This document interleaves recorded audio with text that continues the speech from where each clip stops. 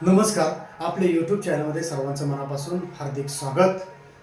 महाराष्ट्राचे मुख्यमंत्री सन्माननीय देवेंद्रजी फडणवीस साहेब शिक्षकांनी विद्यार्थ्यांना शिकवायचं, निवडणुकीची कामं करायची आणि आता भटकी कुत्री सुद्धा पकडायची का? शिक्षक म्हणजे समाज घडवणारे शिल्पकार आहेत, भटके कुत्रे पकडणारे कर्मचारी नाहीत. प्रशासनाच्या अपयशाची जबाबदारी शिक्षणावर ढकलणं म्हणजे शिक्षण व्यवस्थेचा खूप मोठा अपमान आहे. महात्मा फुले म्हणत होते, विद्येविना मती गेली, मतीविना नीती गेली, नीतीविना गती गेली, गतीविना वित्त गेले, वित्ताविना शूद्र घातले. इतके अनर्थ एका अविद्येने केले.